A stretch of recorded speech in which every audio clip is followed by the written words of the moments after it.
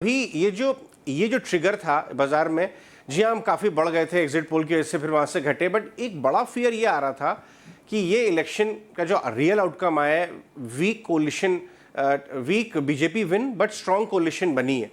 क्या लोगों को लगता है कि शायद डिसाइसिव रिफॉर्म्स की गति धीमी ना हो जाए, कहीं पॉपुलिज्म की तरफ टिल्ट ना हो जाए?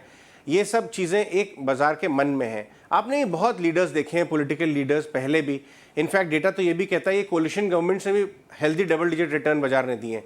तो आपका क्या राय होगा कि इन इन बाजार की नर्वसनेस पे आप क्या कहेंगे? तो आप 2 मिनट वापस थोड़ा फ्लैशबैक में जाते हैं, 2004 की बात करते हैं। सेम इश्यू था जब इंडिया शाइनिंग कैंपेन आई थी, 400 कैंपेन लोगों ने कंपेयर किया और वहाँ पे वाजपेयी साहब ने वो इलेक्शन हारा था, ओके? इतने बुरी तरीके से नहीं हारे।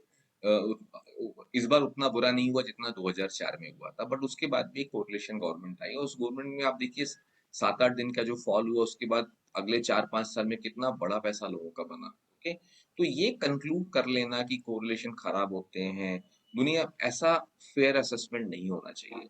दूसरी चीज कि अगर हम इसको कोरिलेशन के पार्टनर्स को देखें, कौन है पार्टनर्स उनके? अभी नए जो सबसे बड़ा पार्टनर तो चंद्रबाबू नायडू आए उसके अंदर, TDP. He himself is a big reformers. Okay, अगर आप देखें इनका टेन्योर में, मैं तो बहुत बार हैदराबाद ट्रैवल किया, तभी देखते थे उन्होंने क्या चेंजेस किए। तो वो तो आईटी, टेलीकॉम, डेवलपमेंट फोकस आदमी है, तो मुझे नहीं लगता है कि वहां से भी कोरिलेशन गवर्नमेंट में जो फॉर्म होने जा रही है उसमें भी कोई चैलेंजेस आएंगे। और फ्रैंकली स्पीकिंग, हर स्टेट के चीफ मिनिस्टर, वो कोई भी पॉलिटिकल पार्टी से आए, उन्होंने हमेशा अपना रिफॉर्म एजेंडा और इंफ्रा एजेंडा कंटिन्यू किया, ये मैं कॉन्फिडेंटली बोल सकता हूँ।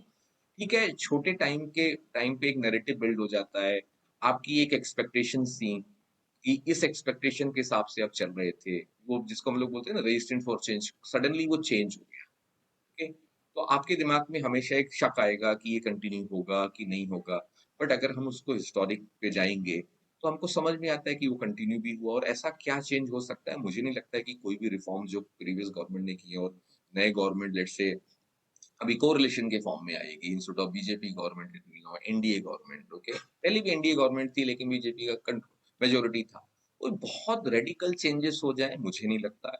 हाँ, छोटा मोटा पॉलिसी डेफरमेंट होते हैं कि जब 4 लोग कोरिलेशन में साथ बैठ के बात करते हैं तो हो सकता है कोई स्पेसिफिक चीज की अभी इम्प्लीमेंट नहीं करना है, उसको चेयरमैन डेफर करेंगे, उस पर कंसेंसस बिल्ड करेंगे, वो सब चीजें हो सकती हैं। बट वो छोटे मोटे चेंजेस होंगे, उससे हमको कोई मार्केट से रिलेटेड बहुत बड़ा रिफॉर्म रिवर्सल हो जाए उसका तो पहले फियर नहीं लगता है। ये हो सकता है कि अगर हम लोग कोई जुडिशरी रिफॉर्म या लेबर रिफॉर्म या हम लोग लैंड रिफॉर्म देख रहे थे कि बड़े रेडिकल रिफॉर्म हो सकते थे, तो हो सकता है कि उसमें थोड़ा लैग इफेक्ट आए। ओके, बट उसके कारण अगर वो लैग में चला जाता है तो डज नॉट मीन कि जो हमारा एग्जिस्टिंग है उसको हम रिवर्स करेंगे, ऐसा सिनेरियो नहीं दिखता है।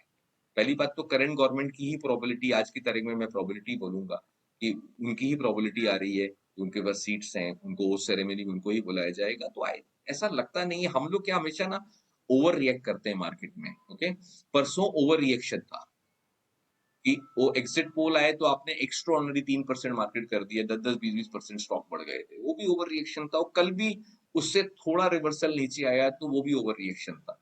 तो ये जो ओवर रिएक्शन का जो फिनोमिना है ना, वो टिपिकली एक इमर्जिंग मार्केट में थोड़ा ज्यादा होता है, और अपने इंडिया केस में हमने बहुत बार देखा है people tend to over react. तो हम लोग उसको मेच्योरिटी के साथ अगर देखेंगे ना, मैं हमेशा बोलता हूँ ये देखिए एक माइंड गेम है। ओके, आप इस माइंड गेम को बहुत शांति से ट्रेड करेंगे ना तो आप बहुत पीसफुल रहेंगे।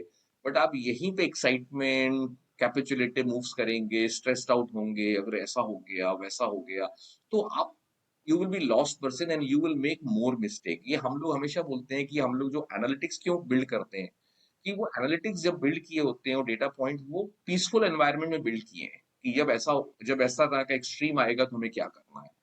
आज हम उस कल की सिचुएशन में थोड़ी वो एनालिटिक्स बिल्ड करते हैं, कल की सिचुएशन में उसको हम यूज करते हैं कि जब पास्ट में ऐसा हुआ था तो मार्केट में कैसा। इसलिए मैंने बहुत एग्रेसिवली कर मल्टीपल 5-6 चैनल्स पे बोला था कि ये टाइम है to buy and buy aggressively, this is not the time to exit, this time to increase your exposure. कि आप सिप बंद नहीं करिए, आपके पास अगर पैसा पड़ा है तो आज का आज आप लमसम डालिए। तो उतना एग्रेशन मैंने दिखाया था। क्यों? नंबर सेंट्रिक, ऐसा नहीं कि हमें यूएम चाहिए। ओके, हम लोग तो मासेस को रेफर करते हैं ना। तो एक अपॉर्चुनिटी थी, देखिए वो प्ले आउट भी हुआ, नीचे से मार्केट सुधरा, आज भी सुधरा। तो एक अपॉर्चुनिटी जब आपको हाथों हाथ मिलती है ना तो हम लोग डर जाते हैं। ओके, कि अरे, क्योंकि हम सब लोग भाव के व्यापारी हैं। भाव से हम लोगों का घबराहट है, भाव से ही सब कुछ, एनालिस्ट लोगों का भी कॉल्स मैक्सिमम भाव से लिंक होता है। अभी 4-6 महीने पहले हमने जब कंजम्पशन फंड लॉन्च किया था, तो कंजम्पशन सबको नेगेटिव लगता है। अब सडनली अपग्रेड्स आने लगे, क्योंकि भाव बढ़ गया। ओके? तो जिस दिन हम ये फिनोमेना, अगर हम कोशिश करें कि अगर ये प्राइस का जो डिपेंडेंट वेरिएबल जिसको मैं हमेशा बोलता हूँ, इसका अगर वेटेज अगर हम अपने सिस्टम में कम करेंगे, तो हम अपने बायसेस को कम कर रहे हैं, और वो हम उस चीज को प्रैक्टिस करते हैं कि हम अपने बायसेस को नहीं लाएं। बाइस आसान नहीं होता है सर, बोलना तो बहुत आसान है मेरे लिए भी, लेकिन हम उसको प्रैक्टिस करते हैं, थोड़ा दिक्कत होता है।